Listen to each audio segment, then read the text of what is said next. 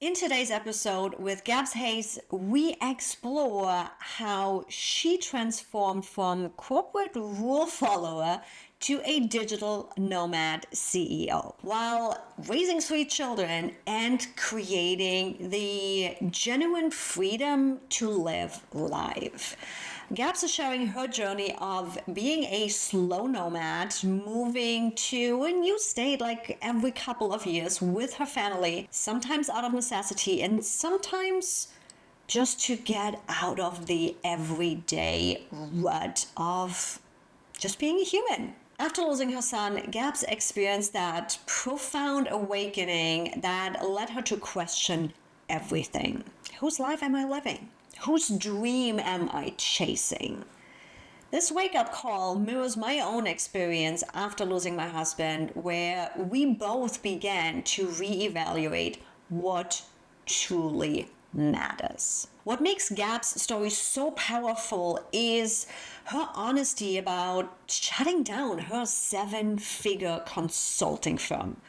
Because despite the financial success, it wasn't creating the life she wanted. She now structures her business around her family needs, incorporating regular mini sabbaticals to batch work and remain fully present when she is with her family and when she is supporting clients. Our conversation in this episode really highlights the importance of creating a safe space where entrepreneurs can be vulnerable and authentic. And as Gabs says, did I create a safe enough space where people could be themselves?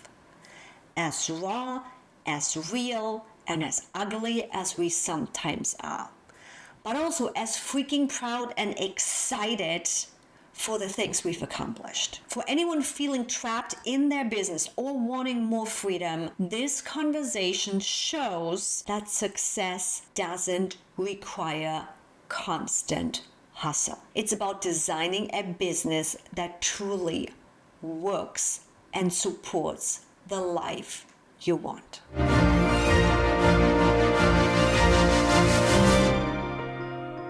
And with that, I want to introduce you to Gabs. Gabs actually got recommended to me to come on by another podcast guest of mine. I loved having Brianna on.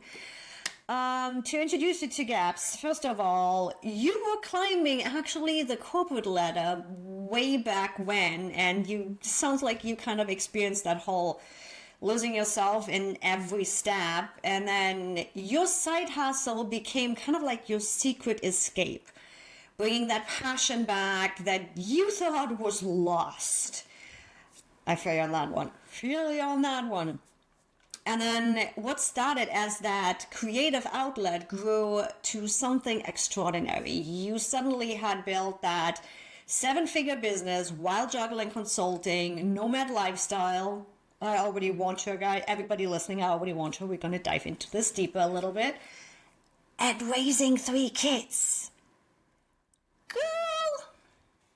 Today, just so you guys know what's happening, today Gabs has not only created a freedom to fully embrace entrepreneurship, but also retired her husband, travels with her family, and helps founders turn their Sunday into a right now reality. So we're not just doing dreams and planning and pictures on the wall. No, we are getting shit done. This unconventional path has taught Gabs that you don't have to choose between success and flexibility. You can design a business that gives you both. And anybody that has listened to even just one of my podcast episodes, you know we are speaking the same language. So you going from corporate consultant to digital nomad CEO, your journey shows that your dream life isn't just possible, it's practical. So she's here to show us how to build a business that fits your lifestyle and not the other way around. And I knew that when Brianna was sending somebody over that they're, first of all, top notch and speaking my language, but reading through your information, I'm like, girl, we need to chat. We need to chat. We need to chat. You do all this with 3 kids? I do. My kids are 4, 8, and almost 14. So I've got a big range, and we pack them up and roll them with us when it's time to move on to the next place. How? I'm first of all, for me, I come from Germany, right? I'm like, everything is structured, everything is in a specific way. And I'm like, yeah, even though I don't have kids and it was never on my plan, I'm still like, damn, I'm like, you are taking kids, you are taking them on the road with you. You are changing locations, and the entrepreneur part of me is like, oh hell yeah, learn by doing rather than just out of a book. And the German in me is like, holy crap, how the hell do you manage all that? So I'm like, I want to know, how does this look like on an everyday life? Yeah, I think I always like to classify with people, we are slow nomads. And so that was one of the questions I asked you before we started recording, is like, how quickly are you popping kind of from place to place? Because I think for a lot of people, when they hear the word like digital nomad, they think, oh, you hang out somewhere for a week or two and then you move on somewhere else.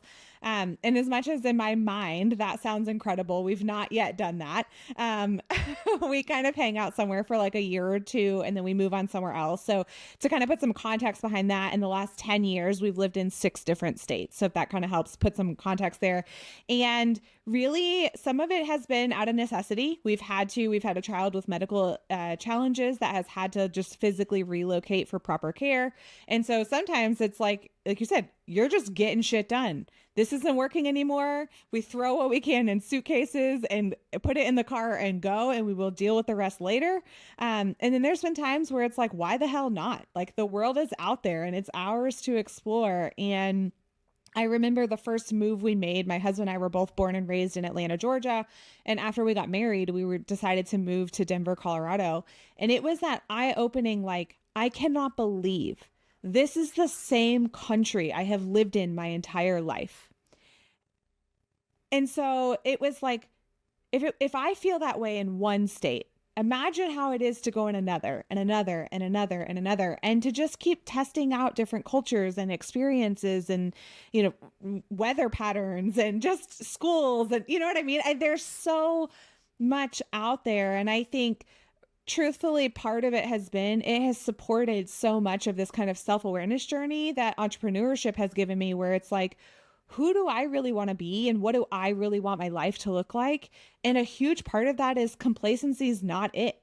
And so for me to just put my feet or my head in the sand and say, this is where I am and this is what life looks like, that hasn't been it for us. It's been keep going until we find the place where we finally feel like it's home. And we just haven't quite found that yet. And it's like, for anybody listening that might not follow me on social media, I went on a similar journey about a month ago. I packed up my life within 2.5 weeks. I sold most of my furniture. 2.5 weeks, got what the minimalistic I wanted to take in my car and put everything else in storage, and off I went. And it was nice to hear. I had never heard the term of slow digital nomad, of that idea of, when we hear digital nomad, it's like, great, somebody in their camper van driving around. That's kind of like the picture we have, right?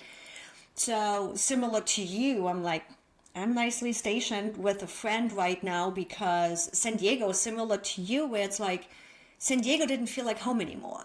I felt stagnant. I felt boxed in. I felt no movement. And I'm like, I need to do something.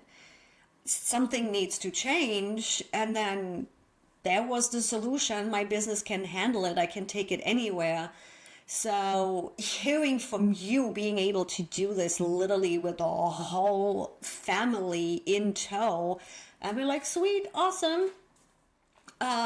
The new fresh baby digital nomad in me is like, so do you actually move with furniture or do you just move into furnished places? We've done both. This last time we tried desperately to find a furnished place and we did not. So we ended up with 2 sets of everything. So that added, a little extra layer when we decided to sell our last house. It was like, okay, now do we sell all of that furniture? Do we need some of those things? What comes with, what doesn't? So, I mean, don't get me wrong. It adds a little chaos to our life for sure. But I think, when you talk about we became entrepreneurs for a reason. And a lot of that has been because we were attempting to build this life and this culture or this lifestyle that we didn't get to experience in our former lives. It wasn't because I just wanted to keep living the same way. And so I couldn't keep doing the same thing I always did and keep staying in my same comfort and then being like, yeah, but I built this business. And so for me, it was like, I'm going to lean all the way in, and it's going to be uncomfortable, and it's going to come with challenges, and it sure as hell is going to be chaotic and many days of this journey. But on the other side of it too, it's also been incredibly rewarding. And so that's the beauty of this journey, is it's going to have ups and downs. We cannot avoid that. But do I get to ride the ups better, longer, more enjoyably, because they're ups I chose versus ups that were handed to me? And that's such a different journey, if you ask me. And I'm there with you. I'm like, don't get me wrong. I don't just go to go. When there's something, I feel it out. Why is that there? What's happening? What's behind it and everything? And then I make my decision. So I'm like, I'm not just leaving a place because whatever. So it's like, I can so relate. Now I'm curious. Did little Gabs think this is what your life is going to be? What did she think she's going to be like when you grow up? Oh my gosh, no. I mean, I was such a rule follower. I was such a, do it by the book, right? I mean, oh my God, yes. Not even in the gray zone, not even halfway off. No, I mean, I would cry if I got a B in school, and I graduated high school a year early, and I started college a year early. And then, it was like, I did all these things, and I got married very young, and I started having kids very young. I was doing all the, this is the boxes, and I was checking them off. Yep. The supposed to's. And quite frankly, I probably would have continued down that path, because while there are parts of it I'm very grateful I left behind, there were parts of it that were not all awful. And I think many times we talk a lot about those of us who have left corporate and gone into entrepreneurship, and there's this kind of like, it's a this or that kind of conversation. And I think it's not. I think there's a lot of us that have spent a lot of years in corporate or in a former career, and we loved many parts of it. And then there was a piece of our life that suddenly shook us up, and we were like, wait a second. Where am I? Whose life am I living? Whose dream am I chasing? And for me, that was when my son passed away. I woke up and I was like, wait a second. I'm going back to a job. Is it even a job I want? And I'm living in this neighborhood, in this house. And is this even somewhere I want to live? And I have these friends. Are they even friends I want to have? I mean, you just suddenly, you start questioning everything. And I think it's actually really healthy. It was really healthy to take a step back and say, is this what I even want anymore? And quite frankly, that's been almost 7 years ago. And I do that a lot now in my life. Like, there's a lot of times where I'm like, wait a second, Gabs, is that even what you actually want? Or are you just charging forward because you thought you were supposed to keep moving? You were supposed to keep going. You were supposed to keep making decisions, keep making money, keep moving forward. And maybe it's like you're supposed to just sit down and be for a minute, and then something will reveal itself to you. I'm getting goosebumps over here because our stories are so similar. My big wake up call was losing my husband, right? And that was the first time where I'm like, what am I doing with this? What am I doing here? And since then, I'm like, don't get me wrong, I fall into old habits where it's like suddenly, okay, done that again. Let's reevaluate. What am I doing here? Is this actually what I want to do? Or is it just a habit? Is it just an autopilot or something that I thought I should be doing? And one of the things that I have had a lot of conversations about is like, I would love to be able to trigger that in somebody without the trauma that comes with that wake up call. I'm like, I want you to experience that profound moment of, what the fuck am I doing? And it seems to be always coming along with some kind of a trauma. And I wish I could give that moment, that emotion, that question, that deep-seated this is not me, but what is me? Who is me for others to be able to experience without the trauma attached to it? I think we got a mission we have to solve now, because I literally just gave a keynote a couple of months ago and I had this exact conversation. It was a keynote for women and how success is inherently built inside of us. And I said that all the time. Like, I wish more women would just away. And I think it's for all, but women in particular, we're just so accustomed to, running fast and making decisions and keeping the wheels on the train, right? And keeping it moving, that it's like, what is that wake up call without having to be jolted to actually wake up? And my idea at some point was going into virtual reality and bringing that in. But then you have the potential of causing a traumatic experience to teach that lesson. Now we are looking at legal issues. So, girl, I'm in there. We're going to have more conversations off podcast on this one, where it's like, it's just a moment of, it's just a profound moment of, you are the mom. I'm assuming that having a child could be a similar experience where it's just a, okay, that just happened. What do we do now? This is? Yeah. Let's see if we can figure something out to all of you listening and watching, have this experience, because it really is, it's eye-opening, it's changing. It suddenly is like, why did I give a shit about this? Let's do that. That sounds way more fun. And yeah, now I'm curious with all of that. First of all, how you got here, the experience, losing your son, being digital nomad, doing it with a full-on family.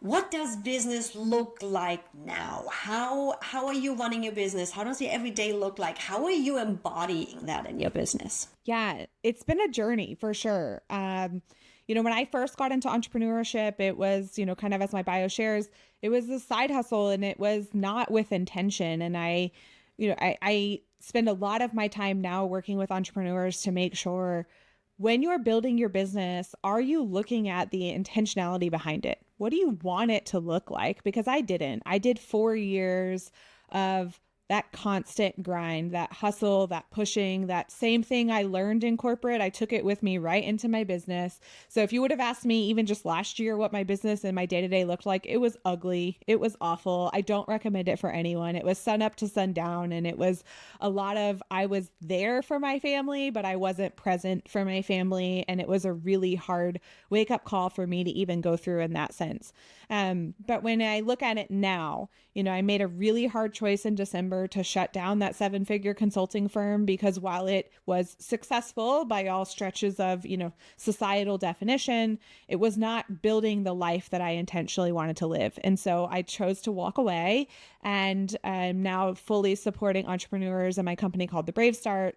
And now we've built this company specifically so that what I'm preaching to other entrepreneurs in the sense of what do you want your business to look like is exactly how I've built it, in the sense that I don't need to be on and present 24/7, 365.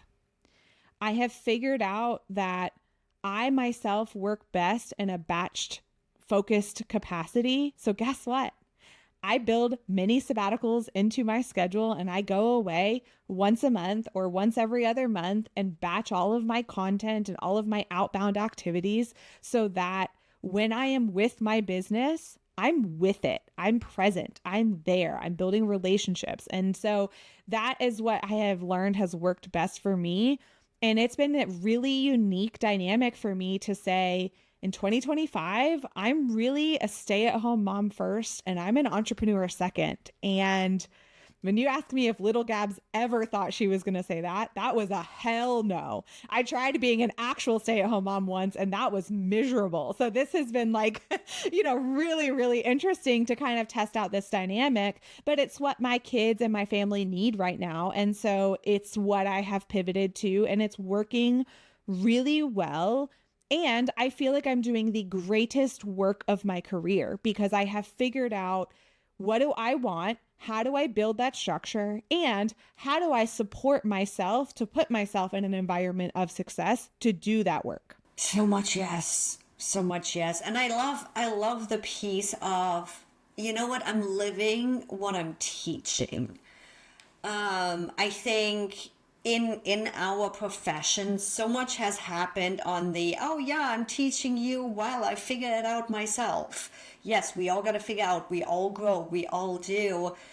But so many, I've seen the downfall of a lot of coaches back in 2024, actually last year, where on two levels, one, the lower level is like, cool, my clients are the teaching ground and I figure stuff out on your wallet. Or it's the big coaches that haven't lived what they teach in ages and completely just lose the connection to the people they are supposed to be here to help with. And it's been interesting behind the scenes because I haven't seen much public communication and conversation about it, but I'm like, oh, I know what that coach has done and is happening behind the scenes, and they laid off 30% of their team. However, you teach up here and you're a well-known huge edge coach, but you lost so much connection with your clientele that you can't keep your team on board anymore. And then I'm like, oh yeah, you haven't even lived what you were selling. So it's been really interesting, and it's fun for me because now I tapped into our female business owners, into our female consultants and leaders and coaches to come into our section, our niche, where everybody knows everybody. And guess what? We live what we preach. Yeah. It's not just a product, it's not just an offer, it's not just a book smart. What you see is what you get. And I think that's one of the things that's coming up in 2025, where it's like our clientele gets smarter than they already are. Where it's like, I expect more and more of the pseudo coaches to actually lose the traction they have right now, because of people like you. It's like, I'm living what I'm preaching. Here you go. This is where I'm at right now. I'm doing it with my family. You can do that too. Yeah. And, you know, it's been hard because I mean, I'm with you. I have some of those, you know, big time coaches that I would at one point in time in my journey have considered friends or acquaintances. And it's been really hard to watch them just completely lose touch with what I would call reality. But the fact of the matter is they've not. They've lost touch with the reality of the audience that they're marketing to, but they have not lost touch with their reality. And so, you know, I find that very interesting when I am talking to, you know, potential customers of mine, that they're having a hard time making a decision now because they've been hurt, they've been burned, they've been left. And I sympathize with them. I know exactly how they feel. I have been in their shoes. And so I have no fears when they have that fear when we're on a sales conversation or, you know, having a conversation about what's next for them. I know exactly how they're coming up and those feelings that are validated for them. But it's also sad because I look at them and I'm like, I know exactly what next step you need to take. I know exactly what next step it's going to take to give you that confidence back in yourself as an entrepreneur and your confidence back in your business. But I cannot promise you X amount of dollars or X amount of clients, and nor am I going to, because that's not your reality. And I'm sorry that there's coaches out there that are still promising you that, because it's not true. And it's an interesting dynamic for our industry to go through. And so I appreciate people like you and myself who are like, we're just going to keep being here. I'm going to keep showing up. I'm going to keep being honest. I'm going to keep telling you about my suicidal ideation. And that's the reason why I decided to shut down my consulting firm. I'm going to keep telling you about the launches that I've had that failed and why they failed. And I'm just going to keep talking about these things on my podcast, and I'm going to keep talking about them in my content. And when you decide enough is enough and I need someone to get me out of my own way, I'll be here. Yep. And it's like, to wrap this up with a nice rainbow, it's like, if somebody promises you as a coach or a consultant you are going to, because of the work you do, because it comes down, we are just guiding them. That's all we do. I cannot promise a specific outcome. Yes, I can coach you. Yes, I know how to activate you. Yes, I know how to get you to take action. But probably just like me, you're going to have to change certain habits. You're going to have to change certain thought patterns for them to make that change. And if they keep fighting it and they are not going with the flow, we can't promise. I can tell you what's possible, but you're going to have to do the work. And with that, that's where my next question comes up. What kind of leader do you see yourself being? What is that impact that you are having in your community with your clients? The favorite way that I describe this, and it came directly from someone who's in my community, she called me one day and she said, I just want to say thank you. And I'm like, okay, let's talk about it. She said, there is a space with you that I can be more vulnerable and more open with you than I can with anyone else in this world. And she's like, I don't know how to put my finger on it. I don't know how to explain it, but I just can. And that does numbers for your business, because when you're an entrepreneur, look, like you're saying, Yvonne, we could give you all the dang strategies in the world. But it is your mind, it is your heart, it is your soul, and all of that stuff matters. So for me, when I think about the way I lead and the legacy I want to lead, both with my kids and with this business that I'm building and the community I'm building, is did I create a safe enough space where people could be themselves? As raw, as real, as ugly as we are sometimes, but also as freaking proud and excited and celebratory as we are, because life is fucking meant to be celebrated. And I want to make sure that people feel like they can do both when I'm in their world. Just holding space. No judgment. None of us is perfect. I fucking love that. Yes. One of the best testimonials to get, one of the best feedbacks to get, where it's like, you know what, I can just be all of me. No matter if that's on a crappy day or a fuck yes, I did this day. Yeah. Yeah. That's my kind of leader. What do you do for you to be able to hold that space? What is that mindset work, that up level that you have done so you can be that leader to really hold that space to, hey, often enough, coming back to the dark side of coaching, often enough, I see coaches really just, hey, this is how I did it. And they just talk at their clients. Or it's like, you just have this conversion rate. How is that? It's supposed to be bigger. Bringing, yes, we need to work with numbers. Yes, we want to grow. Yes. But being able to do that in a way that your clients and your community still feel safe. What are some of the things that you do to maybe have been able to get here, but also be able to just have the energy and be able to hold that space? Yeah. I mean, for me, I will say I've been on for 4 years straight now, I would say a warpath of my own identity. I have been willing to strip every last bit of it back. I've not been married to or attached to any of it anymore. And I remember I was working with a life coach and I said to her, I said, I'm concerned. My husband and I have been together 20 years. And I said, I'm actually concerned at this point that I'm going to grow apart from my husband. I'm growing to such a different human being. And she looked me dead in my eyes and she said, and you have to be okay with that. And not only was it with my husband, but I realized I had to be okay with that with myself. And I almost literally look at old pictures of myself and I don't recognize her. I do not recognize who that human being is. And I'm not saying that everyone who wants to be a successful business owner needs to completely lose everything that they are. But I did have to strip away all of those shoulds and those, identities and those masks that I put on to fit into someone else's mold. And so some of those tactical things that is for me is I found breath work to be incredibly helpful for me. I've tried meditation, I've tried tapping. I didn't really resonate with those, but breath work was something I could resonate with.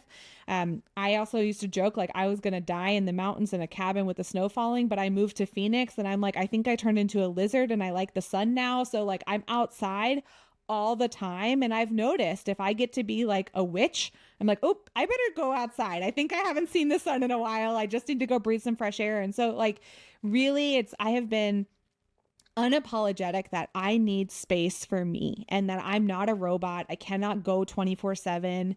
And so I step outside, I take a deep breath. I just soak up the sun. I am a human being. Like, I know that seems so simple, but like, I just let myself be a human being. I let myself go lay in my bed when I want to lay in my bed. I just, it's like, I've just really taken a step back, and it's not to say I've made $1 million more because I let myself rest, or it's not to, necessarily tell you that's the direct dotted line. But what I can say is the energy in which I show up in my business is a different energy. And when I say that I'm doing the greatest work of my career, it's because I gave space to get to that point. I have with that big deep breath. It's perfect. Mic drop. Mic drop. And for everybody listening or watching, I had no idea. If you know, we don't script any podcast. We never know where the conversation is taking us. And I had a rough idea on where you might take it just by the personality. And I'm like, yep. I know why I have the women that I have on my podcast, because we paid the dues. We paid the dues to learn the lessons. So everybody watching or listening, if you haven't had to pay these dues, please let us pay the dues and just take the lessons. And with that, Gabs, where can people find you? Where can they connect with you? Where can we only online stalk and only on public profiles. But where can people go stalk you and connect with you?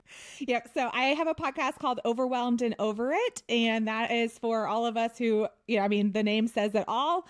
And I do quick 10-minute pocket-sized episodes, so that way you can grab and follow along quick each week. And then also I'm on LinkedIn. So I'm at Gabs Hayes on LinkedIn, and I share the reality, the ups and downs of all of this journey. So happy to connect with anyone there as well. So go reach out to Gabs. And one of the things that you're also going to find in the description is Gabs has a monthly free entrepreneur circle. You're going to find the link for that also in the description. We're going to make sure you have that easily available to you, because I'm all for connecting. I'm all for learning that we are not alone in this. So I love the idea of that monthly entrepreneur circle. I'm just connecting with people, just coming in, and go find her. Thanks so much, love, for coming on, sharing your journey, sharing all of this with me. I might just going to have to be in your inbox. I'm getting a couple more digital nomad tabs from you. And you know where to find me. Enjoy Phoenix right now. I'm going to be following you. Let's see where maybe at some point our paths cross. And everybody listening and watching, make sure you hit that follow button, because Gabs is just the beginning of some amazing ladies that are coming on to the podcast, bringing all the knowledge. You've just seen it. You've just heard it. We've got some really amazing women on the podcast, so make sure you don't miss out on it. Gabs, thanks so much for joining me, and I hope our paths are going to cross in the future in person someday. Absolutely. Thank you so much. I'll talk to you soon. Bye, everybody.